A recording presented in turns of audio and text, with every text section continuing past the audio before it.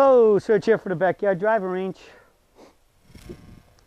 Okay, today I'm going to have a little bit of reading to do here because it's this is in your own words, and it comes from Ed Lindsay.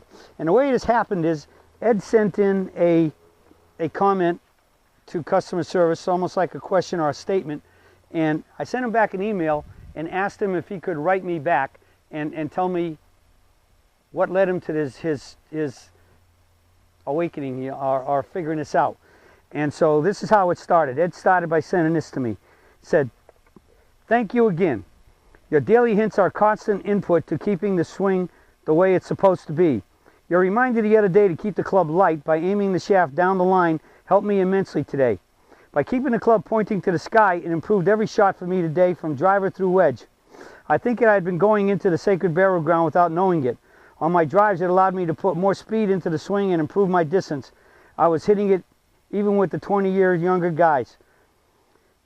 That's it from Ed. Okay, so I wrote Ed back, and his name's Ed Lindsay, and I said, "Mr. Lindsay, thank you for your kind words below in the email you sent into customer service that was forwarded to me this morning. You certainly saw the immediate and remarkable benefits in ball striking, standing the club up in the light position can give in accuracy and distance, never mind the less stress and strain on the body. I'm wondering if you could respond back to me your thought process for mentally and physically achieving the light club so quickly and successfully with great results. I would really appreciate it if you could email me back your process and tips so I can pass them on to the Surge Nation in a daily, as you know, that I call in your own words, as your successes may likely will help a lot of Surgites. I wrote a few questions below that may help you figure out your thoughts on and feelings. Okay, getting vertical into the light club is a difficult position for many Surgites to achieve and maintain. Once you realized you were not vertical and decided that it was your main swing problem, you corrected it quite successfully with the thought of keeping the club pointing to the sky, as I say is the position. Question: was keeping the club pointing to the sky your one and only thought? How did you accomplish it mentally and physically, which by your email sounds like you accomplished rather easily and quickly? What was the light bulb thought and feeling that helped you achieve the light club? And anything else you may want to add in your letter would be great, as you never know what one or two things may light someone's light bulb. Thanks in advance for your thoughts and comments." So Mr. Lindsay came back to me, and this is what he said. "What a nice response to my email. I read your tip the other day about keeping the club pointed to the sky and the light went on. I had not been doing it on and had fallen back on old habits. I went to the range yesterday prior to playing and took some swings in front of the mirror." So I guess they had a mirror on the driving range over there where Ed plays golf, which is pretty good. You see that in some places because a picture's worth 1,000 words. And naturally, if you don't have a mirror, you can always use the sun. As you can see here, the sun's shining, and it's directly behind me, so I can see where my club is and everything else just by looking at my shadow. And it's a great way to do it because now, as a mirror is up in front of you like this, you got to have your head out of position. But here, you can have your head in a perfect position that you'd be looking at a golf ball and just raise your eyes up a little bit and see everything that's going on through your shadow. Your shadow is your best buddy, just like the mirror. It only tells you the truth. He said he went to the range prior to playing and took some swings in front of the mirror. This confirmed I was laying off the club at the top. I started slowly, taking the club back to the catcher's mitt, then up the tree with the club pointing straight to the sky. Results were immediate. I started with an 8-iron, then a 7 hybrid, and then 3-wood, and then driver. The shots were solid and straight. On the course, I kept the one swing thought in mind: point the club to the sky. So there we go. He really, really concentrated on point the club to the sky. All right? Meaning he wants to come back here and he wants to just lift the club up and keep it at the sky. When you start getting your club over here, it's not pointing, it's pointing at the horizon back there, not the sky. So just point up the sky, as we call it, thumbs up, toe up. All right, so that was his number one thought. On the course, I kept the one swing thought in mind: point the club to the sky. On hole 3, I was in a greenside bunker about 25 yards from the hole and hit a remarkable shot for a tap-in. On hole 9, I was addressing my drive. My cell phone rang and I waited for it to stop and then stepped up and hit a big slice into the water on the right. Obviously losing my concentration and proving that you have to play with the light club position.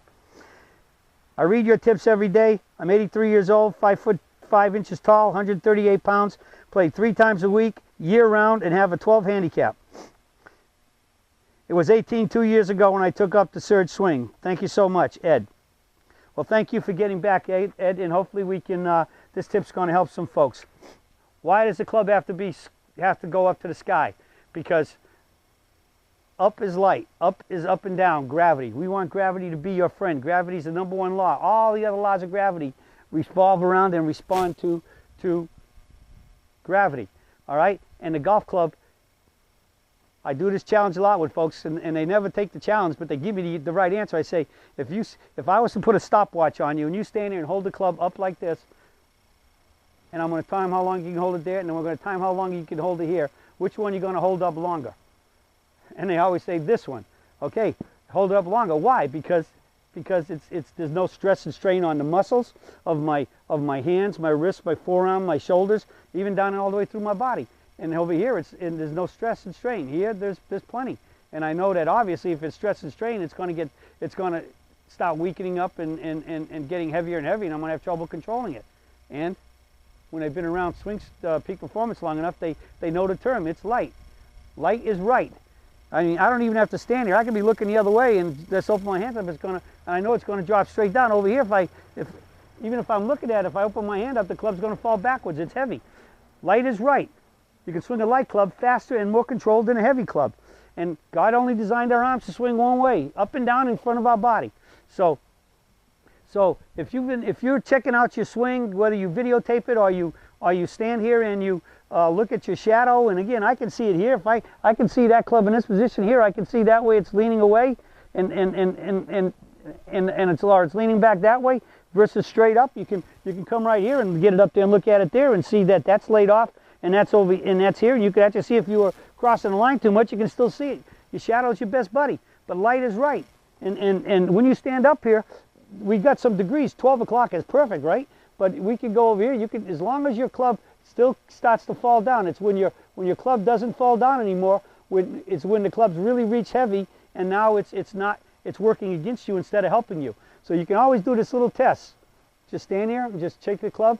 And you can see that as long as the club falls down a reasonable amount in your hands, it's okay. But once you get to a point where the head tumbles backwards and the grip comes up this way when you loosen up your hands, then you know it's too heavy. And that's usually about a little after around 11 o'clock on the clock, being 12 there and 11. And if I'm looking at my watch this way, excuse me, that would be 1 o'clock. But you can look at it either 11 or 1, depending on whether your clock is facing this way or that way. Okay? So the point is, once you get past that 1 hour spectrum there, and it doesn't fall straight down, your club is getting heavy. Heavy's bad, because heavy's working against you. Gravity is not your friend. So let's play light is right, and light gives more might. Okay? So we want right and more might. We'll hit the ball more solid straight, likely longer, and that's going to help you shoot those lower scores. That's it for today on Light is Right and Gives More Might. Do that, and you'll be playing better golf with less pain, less strain, and pain, and hitting all those better shots. That's it for today, and I'll be talking with you all again soon.